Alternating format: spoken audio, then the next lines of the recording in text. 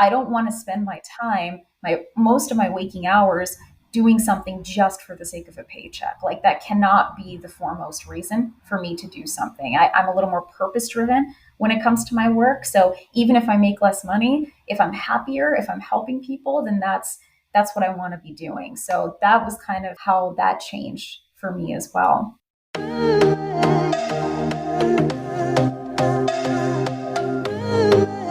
Welcome to the Travel Not to Escape podcast. I'm your host, Jolene on the Go, solo female traveler and creative entrepreneur. Think of me as your skydive instructor, empowering you to take the leap into solo travel to push past your fears and transform your life. Join me every Tuesday as we explore the world of solo travel with purpose and discover how you can use it for your personal transformation, learn how to make meaningful connections around the world, and reignite your spirit of play. We aren't just talking about traveling to find ourselves anymore. We're all about doing the work to understand who we authentically are, breaking through our limiting beliefs, and taking the leaps to manifest lives we are excited about. Through interviews, solo episodes, and meditations, each episode is packed with practical tips, strategies, and inspiring stories from guests who have transformed their lives through solo travel. Whether you're a seasoned traveler or just starting out on your journey, the Travel Not to Escape podcast is here to inspire and empower you to solo travel with purpose. Strap on your helmet. We're about to jump headfirst into the journey of a lifetime. Are you ready? Let's go. Calling all solo female travelers and all of the listeners out there, I want to announce that my Passport to Connection program is live. So this is a step-by-step live virtual workshop to make meaningful connections anywhere in the world. And we're going to be going through everything you need to connect with yourself so that you can connect with others more fully and the world as well around you. So I'm excited to welcome y'all into this program. More information on travelnottoescape.com. And I also have some space for a few connection coaching clients if you all want some more hands-on and personalized connection support. I'm excited to help you all make more meaningful connections anywhere in the world.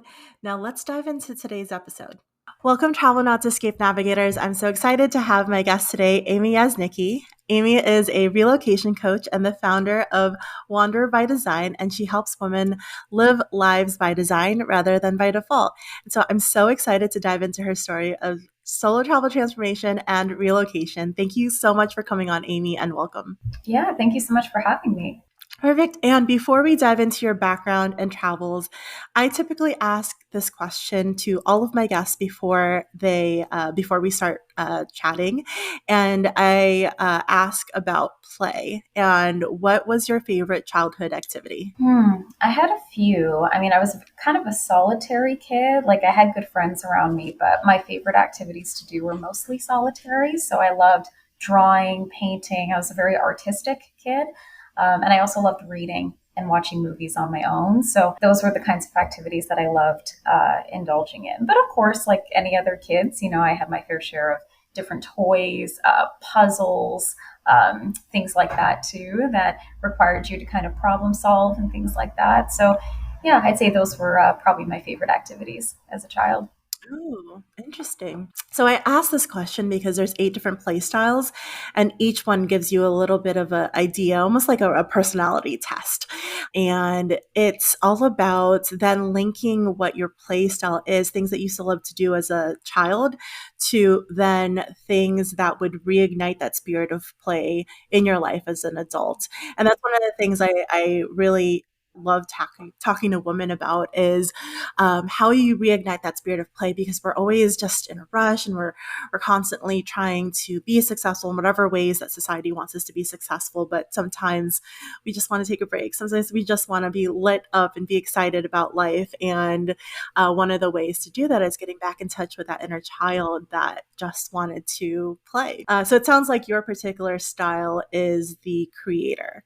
So adding in like creative things back into your life would reignite that spirit of play within you. And as we are kind of chatting today about your story, I do want to kind of see like how play and how creativity is still part of that.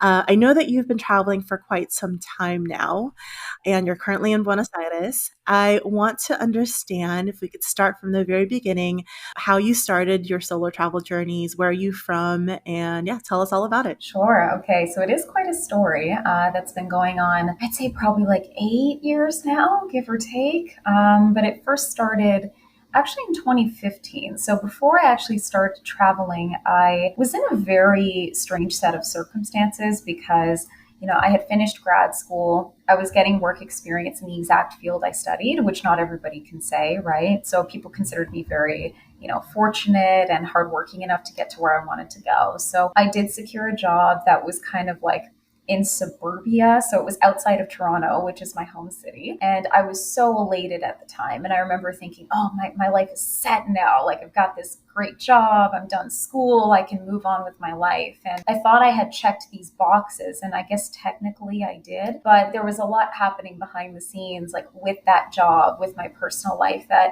I was coming to realize that I felt very stagnant. Like I felt like I wasn't growing in the ways that I was hoping to grow, but I couldn't really put it to words. And it wasn't until I started realizing that sometimes on my downtime at work, I was actively fantasizing about like, where should I go to travel? Because I hadn't been Ah. anywhere international since I was a kid. So even during school, I didn't study abroad. I didn't do anything like that as much as I wanted to. So I was entertaining, like, especially Asia, because that's a part of the world that's always captivated me, probably more than any other continent in the world. So I thought, oh, how can I get myself to Japan for a few weeks? Or how can I like get to Vietnam or things like that? So eventually, everything kind of came to a head. And I realized that I couldn't keep living the way I was living because I was like thoroughly depressed, really. Like I just didn't feel like there was anywhere else for me to go or to grow. So I decided, okay, huge risk, but I'm going to go and get a teaching certification. So I went to Vietnam, to Ho Chi Minh City, to teach English. So I got my certification there, and they also helped with jobs and that kind of thing. So I just kind of did it like not on a whim exactly, but with only a few months to spare, pretty much. So I moved out of that suburb. I hated suburbia. Never again will I do that. And I made my way over to Southeast Asia, and the rest is kind of history. So I started there, and that was also a big travel year for me. So I was able to go to Cambodia, Malaysia, Japan. Like I was able to hit up all these places in a single year just because I had made this move. And so I started questioning a lot more what my actual priorities were, and did I really achieve everything I wanted, or at least I thought I wanted? Again, technically yes, but there was nothing else to pursue, right? So it reoriented my whole way of thinking. So after Vietnam, I had decided, you know what, instead of coming back home permanently, I'm going to keep going with this. So I did. So I ventured off to China and then to Germany, but then COVID hit. So I had to leave Germany, as dismayed as I was by that. Came back home to Canada for 3 years because of the lockdown and the Rona. So I worked in Yeah. corporate. I was self employed for a while too. And by the third year, right, pretty much this year, I would say, like end of last year, beginning of this year, I was like, this was not meant for me. I wasn't supposed to come back. I wasn't supposed to do this. Mhm. So I ventured off again. And so this year I've been in Bali. Then I went to Nepal not long after that. And now I'm in Argentina. So now it's been a total of 6 countries that I've lived in and many more that I have visited. I love that. And your story like resonates so much even with me, just because, that story of, doing, checking off the boxes, doing the things that you thought you needed to do, or, what that typical path of success was laid out for, and getting there and realizing, oh, like this wasn't it. Like maybe it was it at some point, but now it's not. And, what do you do now? So I recognize and I acknowledge you for taking that leap to say, okay, like maybe I'll just go to Southeast Asia and do this teaching thing and start all over again. And that's such a hard thing to have to do that pivot.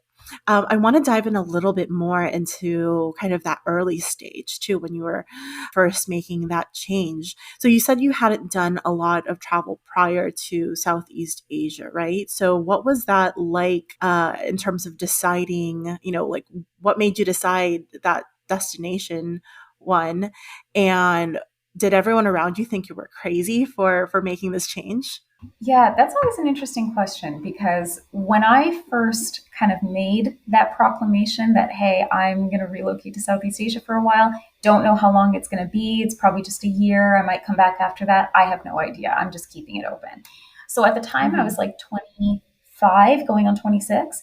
And so I had previous jobs in my field where I was telling people, like, yeah, this is what I'm doing now. I'm not working in the government sector anymore. I'm totally pivoting and just seeing where it goes. I was expecting to be met with more resistance, but shockingly, most of the people I told this to, again, varying, sort of jobs that they had, life experiences, ages, they all pretty much told me the same thing. They said, you were at the perfect point in your life to start Yeah. doing this, right? So you're not tied down by anything. You can just go. And my student debt was paid off by that point. So I didn't have to worry about that either. So I thought, you know what? Like, this is it. This is the time to go.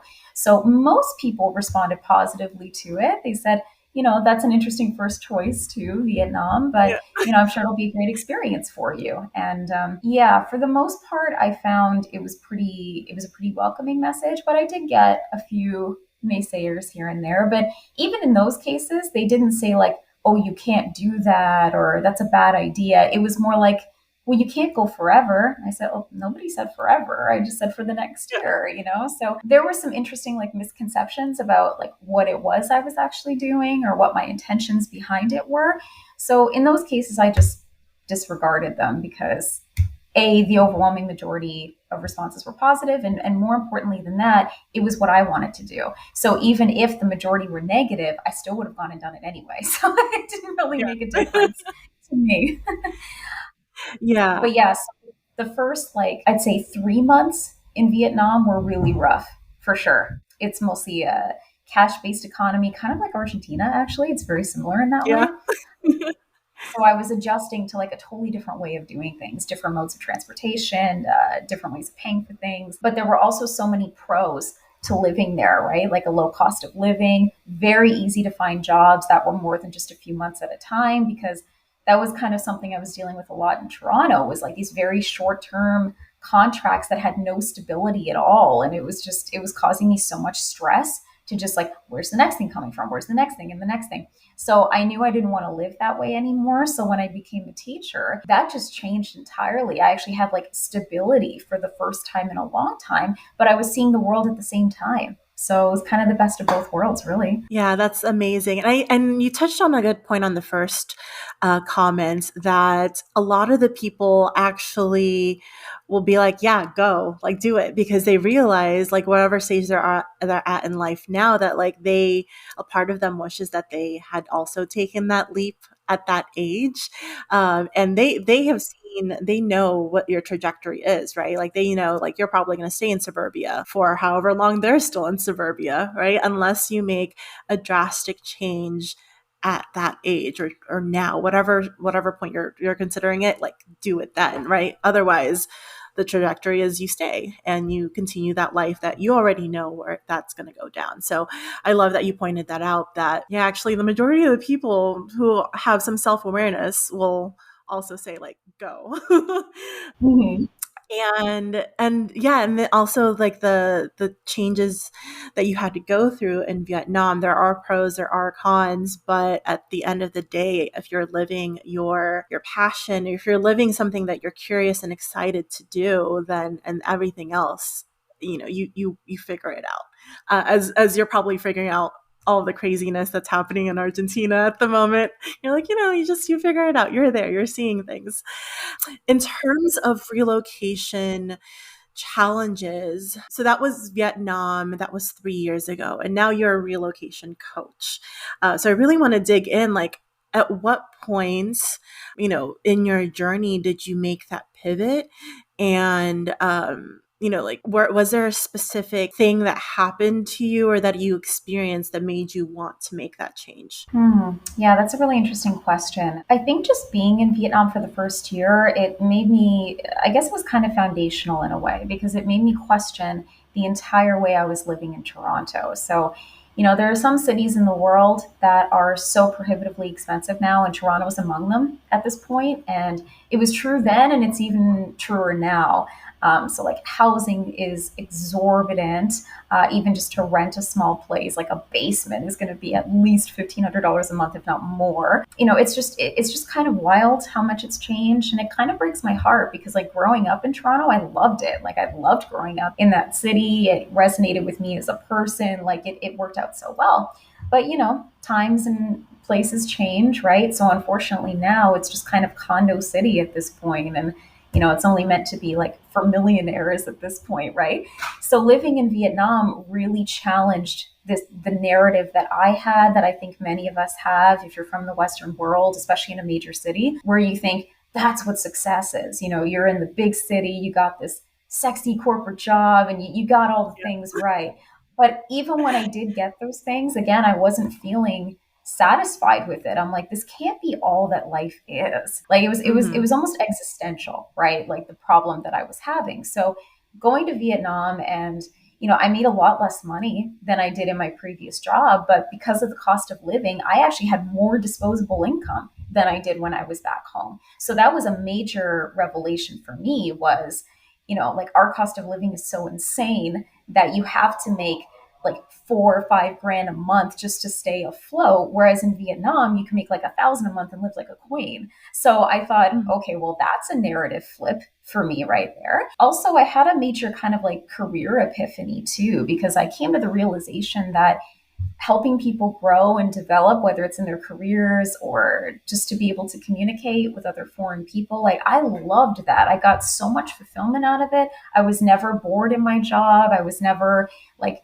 oh, this is such a waste of time. Like, even with bad students, I didn't feel that way. Like, on the whole, I felt like most of the jobs I worked before then, it was just killing time. Like, it's just justifying a job existing and making money from that. And I'm like, that's such an empty existence. Like, yeah, money's important, but I don't want to live for a paycheck. Like, I want to actually do something with my time, not to get too grandiose, but like, we're Yeah. only on this planet for so long, right? That I don't want to spend my time, my most of my waking hours, doing something just for the sake of a paycheck. Like, that cannot be the foremost reason for me to do something. I'm a little more purpose driven when it comes to my work. So even if I make less money, if I'm happier, if I'm helping people, then that's what I want to be doing. So that was kind of how that changed for me as well. Yeah, and that's that I resonate with that so much because that's the shift that I've had to make in the last 3 years that I've been nomading, and in the last year when I have quit my corporate career. I was actually living in Chicago prior to this, which is just a hop away from Toronto. So I totally get you on the exorbitant rents and that feeling of like, is this it? Like, that's, am I going to do this for the next 60 years? And I love that you mentioned purpose driven and helping others, specifically women is your target audience as well, right? Helping women take these leaps to relocate, to do similar things that you have done. So initially you were teaching English, is that correct, in Vietnam? Yep, that's where I And started. then you lived in Vietnam for a year, and then you when did you start helping women with relocation specifically? Ooh, that's much more recent. So, informally, like before it was ever a business, I'd say probably for a few years. So even friends of mine who had already relocated and they were familiar with the life, they would still come and ask me questions. Can't tell you Mm. why, but they would always come and ask me, do you think I should move to this country or take this job? Like, what do you think? So I had a friend not too long ago. She's been like actually an English teacher for many, many years. So she's worked at international schools. She's got quite a resume with that. And she was actually working in Mongolia. So like, even during COVID, she was kind of stuck there, but she made the best of that experience. And then she decided, well, it's time for me to go somewhere else. So her next option was Taiwan. So we actually talked out like her job options and like what we should how we should proceed with that, and just her asking me for advice. And I thought, wow, okay, this is something that keeps happening. Or someone who's never left their country also asks me, like, how do you even start with this? And so I started Googling. I started looking at like Reddit. I started looking at just general Google searches for like how to move abroad, to see like, are people asking about this? And it turns out, especially after COVID, it's a resounding yes. So I thought, Mhm. what? The corporate job I had previously, although I had a great team, didn't really like the company very much. So I thought, okay, well, travel is still my passion. So let me make something out of that. And thus, Wander Design was born, right? So I used my experience in learning and development, because I've been in that for like 7, 8 years now at this point. So I was able to use that experience to create my own coaching program, to kind of get the A to Z process and chronology behind relocation, because no matter where I go, I find that there's a very similar process every single time, regardless of the Mhm. visa, regardless of the job. Like, there are certain things that you have to check off every single time before you actually get to your destination. So once I figured that out, I kind of just, made it into a program, right? Made it into a structured thing. So then I could help other people to follow along in that process and not have to do a bunch of guesswork with that. So yeah, that's pretty much how it came to be. I love that. Following the hits that you're getting from people, asking you for advice, and then diving in and being curious yourself. Like, that's a beautiful start of any process. I've done something similar in terms of friendships, because a lot of people in this journey have asked me, like, how do you land and make immediate friendships and then continue having those friendships all over the world.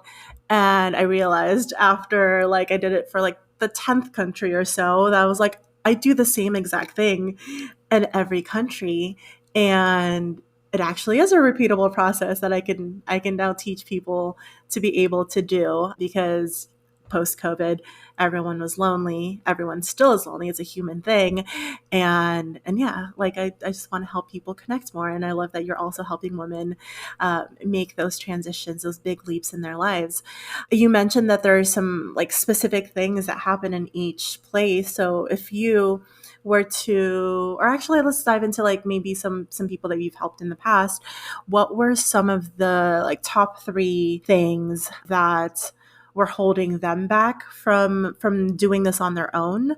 And then also, what were some of the initial, like, the three things you must do before you even think about relocating?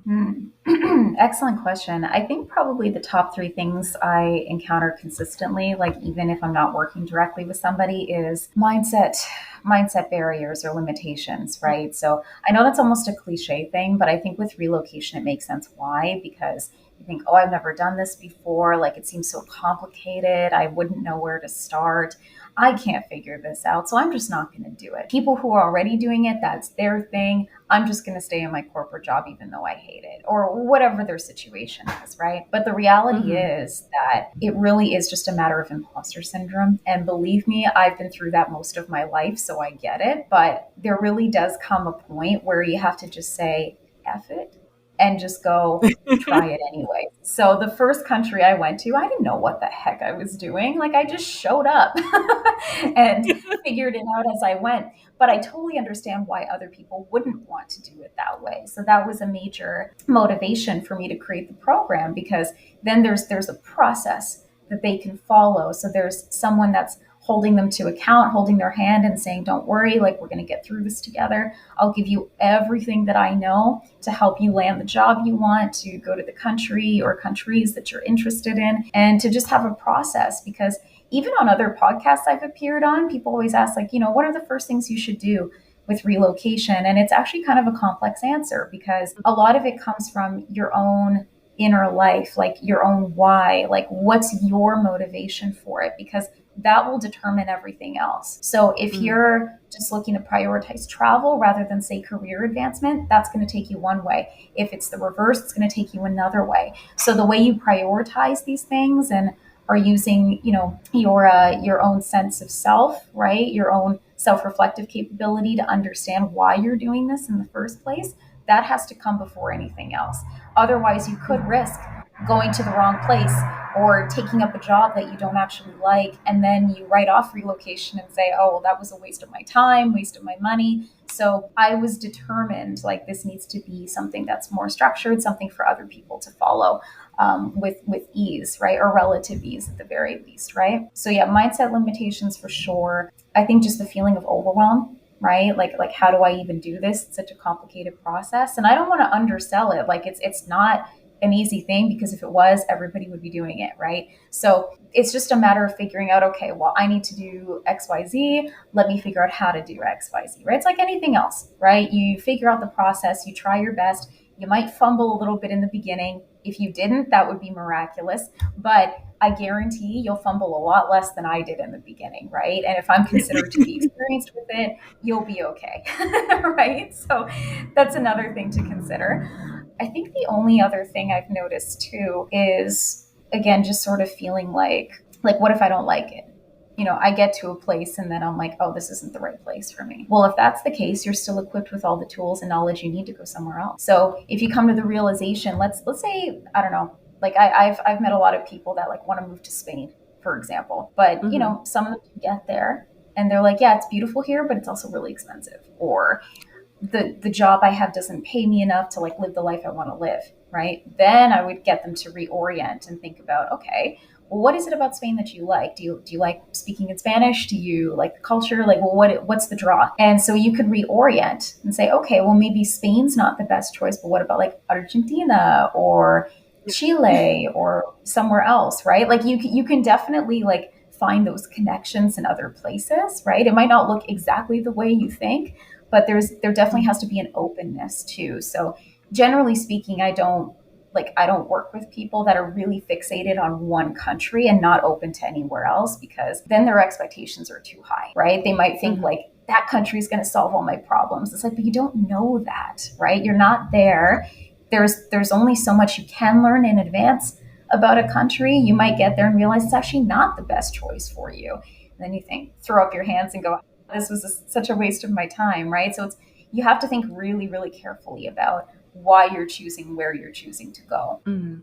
So I love that you ask your clients specifically what their intentions are for wanting to relocate, because that's one of the things that I've seen and heard a lot from other people as well, is that they will have this idea of a country in their mind, and then they go and whatever problem it was maybe that they didn't like in their existing lives, they never actually addressed it, and so they bring that with them into the next country. And it's that same old saying of wherever you go, there you are, because you can't run away from yourself, right? And so that's one of the things that I dive in a lot as well with women, is that trying not to escape yourself, trying not to escape through travel. And so when you find that someone has come to you, and how can you tell that they're actually wanting to escape, and how do you work with them on guiding them to the right destination that would be the best for them to relocate to, while addressing that escapism as well? So usually there are some pretty common whys among people. I mean, obviously they differ from individual to individual, but there are some common threads. So typically it will be something like career advancement or making a career transition, right? That's one of the top reasons I encounter a lot. Another is just wanting to explore a particular part of the world while still working at the same time. So that's kind of similar to what I experienced the first time around. Was I really wanted to go to Asia, and I also wanted to pivot. So that's a very common thing as well. I would also say too that they're just looking to experience something completely contrary to what they're experiencing now. So again, things like exorbitant cost of living, constantly Mm. working themselves into the ground, like they want to get away from that. And the nice thing is especially if you're from the Western world, if you're an English speaking person, like not just in education, but there are lots of types of jobs that are available to you that also don't necessarily require like advanced degrees or anything like that. Like I've known people who work as like au pairs or nannies, people who work as tour guides. Like there are all kinds of options that are available that are not just like in IT or healthcare, for example, although those are very in demand too. So if you're interested in Yeah. relocation and you work in those fields, you'll probably find something pretty easily. So it's really just a matter of like, you want to pursue the dream, but you also want to mitigate it with the realities on the ground, right? So that's often the way I phrase that, because that's actually what happened to me when I was going to China. So my original intention was actually to go to South Korea. And I came to the realization that the kind of work I wanted to do there were already people doing it, and the demand was actually pretty low. So it would be very competitive for me to apply. So I was kind of sent on over to China. He said, are you willing to maybe explore that option? Like, you'll make good money. The experience tends to be pretty good, and you'll have a comfortable existence if you go to China. And I was like, okay. So I had to do my resource, because this is mainland China we're talking about. So I had to research like the Great Firewall and all those different things and figure out, okay, is this somewhere I could see myself going? And in the end, I decided, yeah, you know what, I think this is a good choice for me. And I went, and go figure, it wasn't where I expected to go. It wasn't even like a top 3 destination for me. But in terms of like my career and a lot of the travel experiences I got in that time, it was actually one of the best places I ended up going to in that regard. Oh, So, wow. you just you always have to have that openness to be redirected, right? And that's not a problem. So typically what I'll do is I'll get them to start thinking about like, okay, have at least 3. Think about 3 countries that you're at least open to going to, if not more. And then we can just narrow it down more and more so that we can align it with your skills or what kind of jobs you're looking to do. If you're looking to be an expat or a nomad, right? Because they're similar, but they're categorically different too. So like an Mhm. expat is just one job, one location. You kind of plant your roots there for a little while, whereas the nomadic life is more transient, right? So maybe you only stay for a few months and then you move on to somewhere else. So we have to think about all of that up front before any of the logistical stuff comes up. Because once you have that figured out, like you've got a country, you've got at least an industry in mind or a type of job that you're looking to get, then you can start the planning, right? Start looking into job opportunities, start looking into visa processes and all this kind of stuff, right? So that's generally the approach that I take. Yeah, that's a good step and process to really break it down into like more bite-sized pieces too, because you could have this big vision, but then as you mentioned earlier, you get overwhelmed in the actual like, how do I select this? And how do I even, like, and then you're doing work for looking into 3 different countries. Whereas if you can narrow it down in the beginning, then you save yourself some time and focus exactly like what type of lifestyle do you actually want to live once you're there. I know that you're currently living more of a nomad lifestyle, is that correct? And what are your thoughts on like the length of time that it takes to feel, a little sane and more stable while you're doing more of a nomad lifestyle? I know that there's some debates between like fast mads and slow mads and everything in between. Where do you stand on that? Well, I think probably the reason why there's such a debate on it is because everyone is different. So for some Yeah. people, a month might be too long for them and they feel claustrophobic.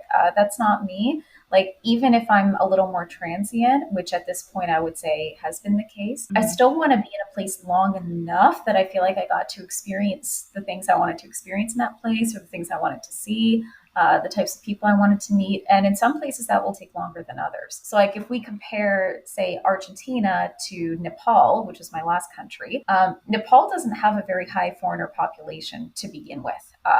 It's an overlooked, in my opinion, an overlooked gem of a country. No one ever thinks about Nepal, but I think it's an incredible place. And unfortunately, I didn't get to experience everything I wanted to experience there. So I was only there for 2 months. But if I had the opportunity, I would have stayed longer, maybe even up to 5, possibly. So, like 3 months in the city, 2 months in a more kind of mountainous, remote part that still has very good Wi Fi, so I could experience more of nature. So, I would have wanted like the full kind of breadth of the country, right? Whereas here in Argentina, it's like the foreigner community is massive. Like there are lots of expats, lots of mostly nomads, I would say, that are here. And it's also very communal here. So I only made one post in a Facebook group for digital nomads saying, "Hey, I just got here. I'm interested in like going to museums, cultural sites. Like that's what I love to do." when I travel. So anyone who's interested, like, let's go. And I had like just a long thread of people that I couldn't even respond to everybody just saying like, oh, I'm down, or have you been here yet? We should do this. And I'm like, whoa, like in the best possible way, right? But somewhere like Nepal, I mean, it's good in a way too, because the number's so small. Usually the people you do meet, because it's not a popular destination, you meet some very like unique, eclectic people as well that you can form good friendships with. So I think there are pros and cons to both. But for me, if I'm not staying for at least a couple of months, I kind of feel like, what's the point? But again, that's just Mhm. me, right? Like some people will feel like a month is more than enough, or they just want a few weeks. So I think for staying sane, though, I will say that I think the expat life actually does suit me better. So I think I will transition back into that maybe sometime in the new year. But the nomadic life has been incredible. Like I wouldn't have been able to see, not just see, but live in three countries in 1 year if I was just doing the traditional expat route. So definitely just pros and cons to each. And that all plays into the why, right? So if you Mhm. know you want to see a lot of places in one go, then the nomadic life will make more sense. But if you're looking to maybe learn a new language or advance in a career or get really immersed in a particular culture, then maybe the expat route is better for you, right? So that's why we always start there, is to figure out like which trajectory is going to make more sense to you, at least at this point in your life. And that can change, right? Maybe you start off as an expat and then go nomadic, or vice versa. And, we change over time, right? So it's possible that you start off one way and then the other way works better and maybe you stay there, right? So yeah, it's just a matter Yeah. of personal disposition, I think. Yeah, and I love that you bring it back to each person, because travel, like everything in life, is not a one size fits all solution. Like it's a very personal decision to travel, and it's a lifestyle that you're choosing to go into. And some people, there's so many different ways of traveling, from like budget traveling to luxury traveling to all the different nuances in between. Not even to touch into like expat versus nomad, right? There's just different ways, because there are so many different types of people. So it's great to have all the different options available to you, and depending on where you're at in life, you can choose which fits best for you.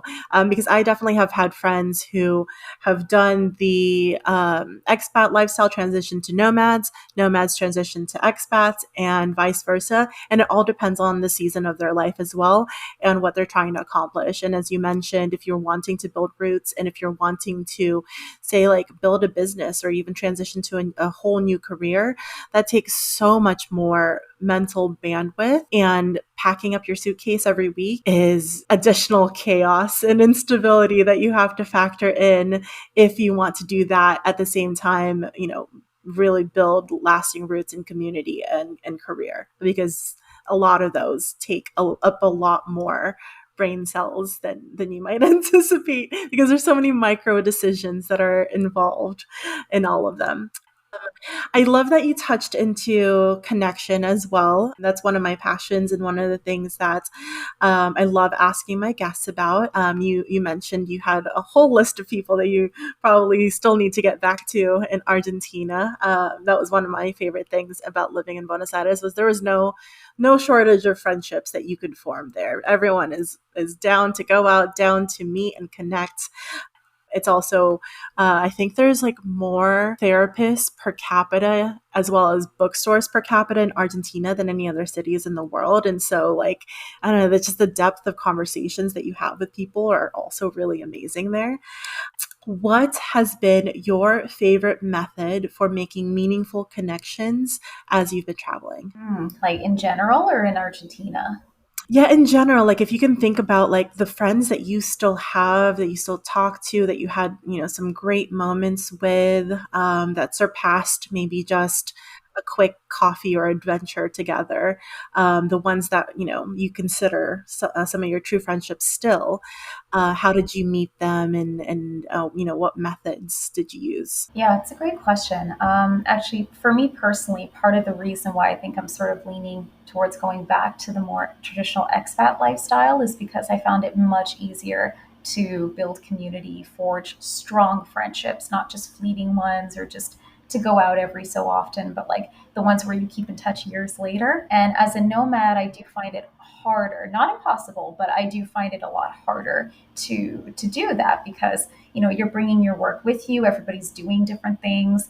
Like during, even for me during the week, like I'm mostly just in front of my computer and I'm working, and I either go out in the evening or on the weekends to do the fun things that I'm in Buenos Aires for, or anywhere else that I've been nomadic in.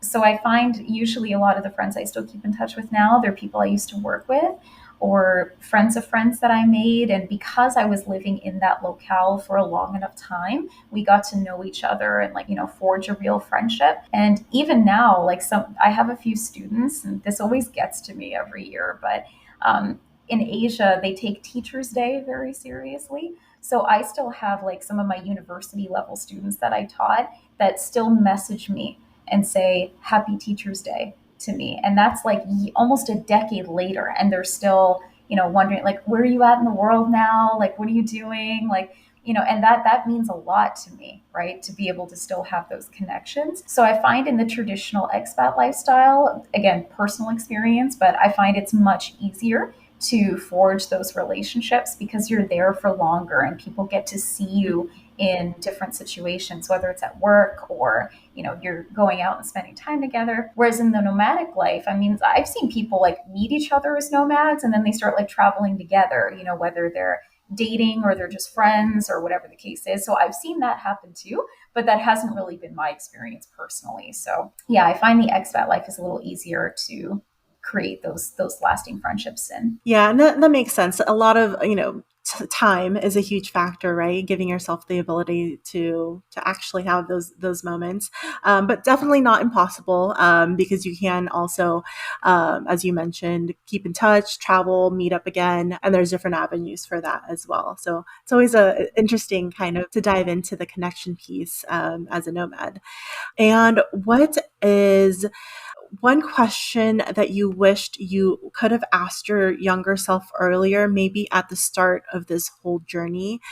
My question that I wish I could have asked myself sooner would be like, what are your values? Because I now filter everything in my life based on my set of values. But yeah, what question along those lines would you have asked yourself sooner? I probably would have asked myself why, this is getting a little deep, but why I let myself go off the rails when it comes to my aspirations and like my career goals. And it might not sound like that's what happened, but to me it was, because like when I was in high school or like my early years of university, still being fairly idealistic, I think, which is very normal at that age, it got to a point because like I had considered actually being a teacher before, but there was no demand for it. And I was focused on, pursuing a career that would be, maybe in social services or something like that. But then somewhere along the way, I got into this like you need to be realistic kick and started thinking more about money and security and like all these things, and all it did was stress me out more. So as proud as I am of like the educational path that I took and was able to actually get jobs in my field, because like I said, there were a lot of people I knew that couldn't do that.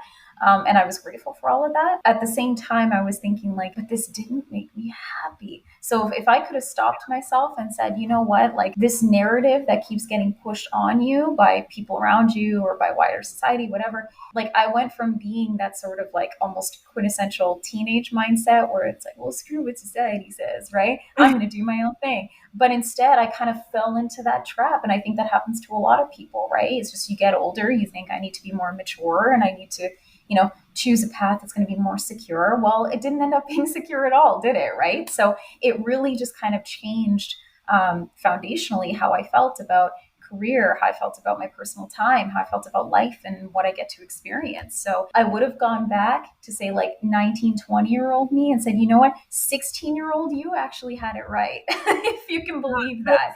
Um, Pursue that first and the rest will fall into place, because that's exactly what happened. But instead, again, I got fixated on like, you need to be an adult, you need to follow that sort of narrative, especially in the Western world. And I really believed that that was the way I was supposed to go. So as we talked about earlier, by the time I got there, I had arrived at where everybody said I was supposed to be, then I'm thinking, well, why is it so awful then? Like, why am I here? What am I doing? you know? So that's definitely something I would have told my younger self is, go with your original instinct, your original intuition, because that was actually the right way to go. Yeah, and that's the funny and ironic thing about life too, is that when we were kids, when we were younger, like we were more carefree and we were just following like who we authentically were before all the societal pressures were just laid on us to carry. And it's all about tapping. And that's why I love tapping back into play, because it's tapping back into like what originally lit you up when you were younger before those pressures got to you. And let's reignite that version of you, because let's have that version of you run the rest of the life, right? Like let's make the decisions based on like who you actually were, because clearly if you made it this far, you're unhappy. The adult version didn't have it right either. So so let's go back even further. Yeah. Speaking on that, in what ways have you reignited that sense of play back in your life? I know that you're a creator play style. In what ways do you create now, and also do other things that feel like play to you? I would probably say just the impulse to go and explore and to have that curiosity. So of course when we're children we're curious about everything, or much to parents' collective chagrin, right? When their children ask why? Usually it's actually not to be annoying. It's because we're trying to get to the heart of the matter. We just don't have a more eloquent way of doing it, Yeah. right? So especially here in say like Buenos Aires, like there are so many sites that I want to visit here. And I've only been to a handful so far. So I've got to like hustle and go to more. But having that sense of curiosity and like just pursuing like beauty, history, like all those things that I loved when I was a kid that I still love Mm, now, and just being able to freely explore. Like the only structured part of my days when I'm like out and about and exploring a place is really just, okay, where am I going and like what time am I going to get there? Everything else is open. So if I go to say, like here in Buenos Aires, I don't know if you've been there before, but the famous theater, Teatro Colón, I oh, bought like, I've been there a few times. I love it so much. yeah, it's gorgeous. So when I found out about this place, I was like, that's a top three right there. So I'm not leaving until I explore this place and I can feel very immersed in the architectural beauty and the acoustics and everything, because I love music, I love the arts, I love everything about that. So being in places like that always makes me feel, kind of connected to myself, right? Even some of the more recreational travel experiences I've had. So like even not living in a country, but like one of my favorite cities in the world is Prague. So when I first visited Prague, I was like blown away. I felt like I was in a gothic fairy tale and I loved Yeah, everything same. about it. Like yeah, and I didn't want to leave. Like usually with most places I'm like, okay, I got my fix. It was fun, but I'm ready to go home, or whatever home is at the time, Mhm. back to whatever country I was living in. But there was something about Prague that was utterly magical. And if Czech wasn't such a difficult language, I would actually consider, getting myself there. But I don't think that's in the cards. But yeah, that's definitely a feeling that I connected with that I used to feel in my younger years that I always try to bring back in, right? It's like just allow yourself to enjoy things. Don't think so much. Just find places you want to go and just immerse yourself, right? And just explore and have that carefree curiosity, because what's the consequence, right? Nothing. You're just exploring a new Mhm. place, right? So yeah, that's generally how I approach that or bring that back into my adult life. I love it. Yeah, building a lifestyle around that curiosity and exploration is beautiful. And what is one last tip you would give to women who are considering traveling solo, maybe doing this relocation thing for the very first time, but they're really hesitant, and you could just give them one tip?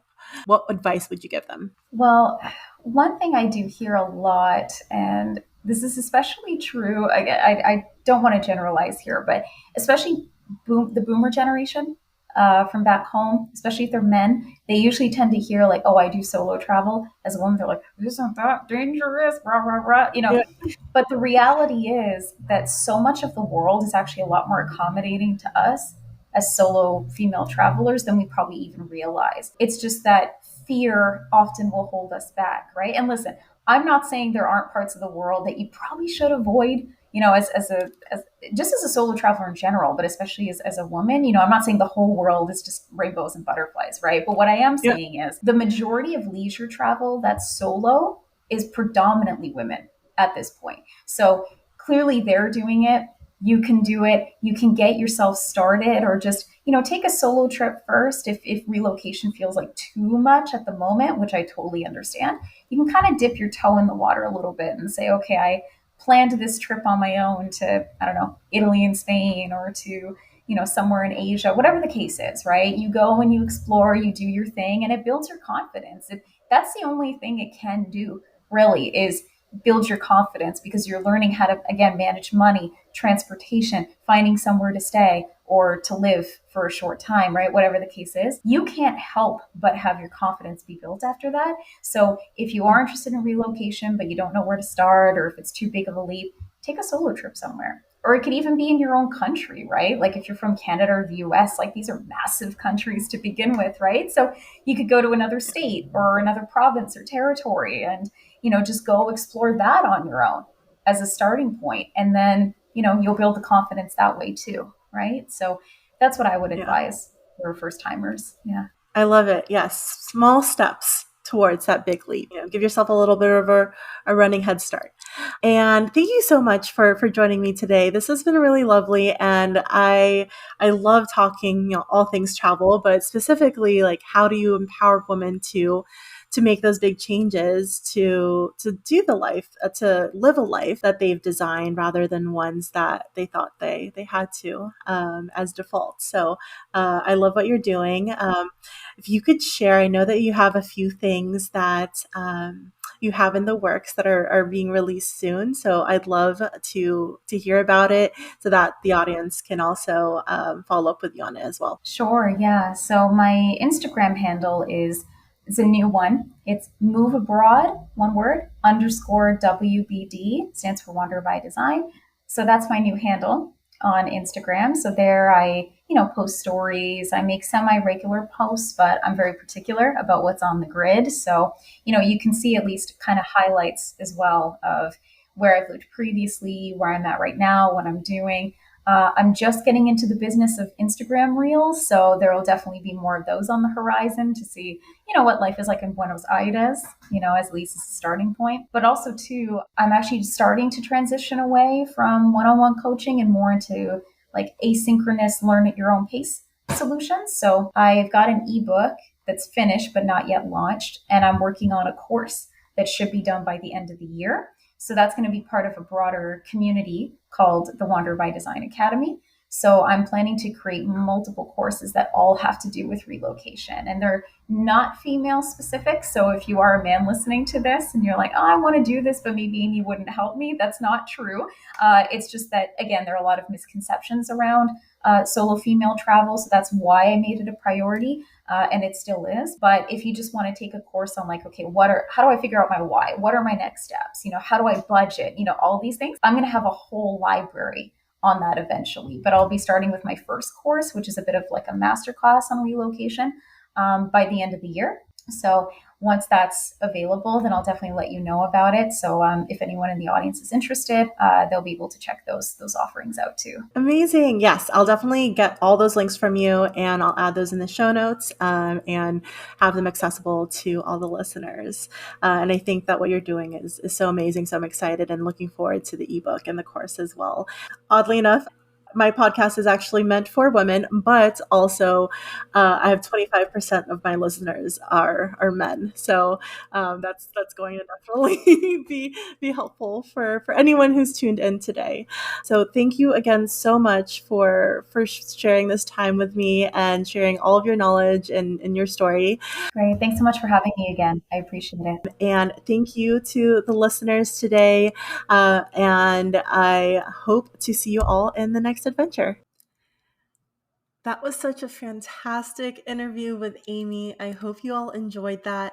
And I filmed that at the end of 2023. And since then, Amy has released an update to her website, wandererbydesign.ca, which I will link in the show notes.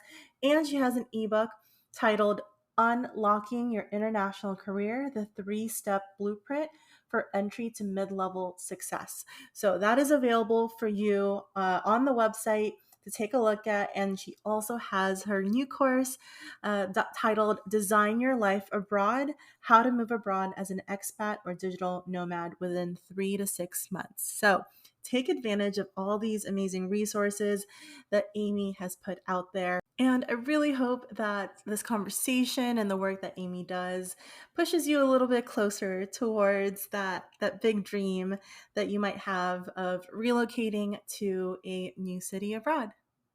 And if you are going to be relocating and have questions on how do you make meaningful connections, if you're going to be a nomad or an expat or in general, just want to expand your friendship circle to have more aligned friendships, more long term, deeper connections, then my Passport to Connection program is also open.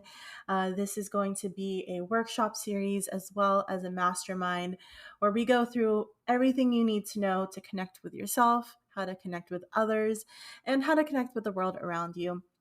And this also includes a mastermind membership where we meet monthly to check in on where we're all at in terms of connection and challenges, wins, and our needs for support. So we're building a Passport to Connection community over here at Travel Not to Escape as well, because we want to make sure that as you all are taking these leaps, relocating, going to different parts of the world, that you're also connected with yourself and connected with the people around you, because really connection is at the heart of everything that we do as humans. So go ahead and also head to the website travelnottoscape.com, and I have more information on how you can join on that as well. See you all next time.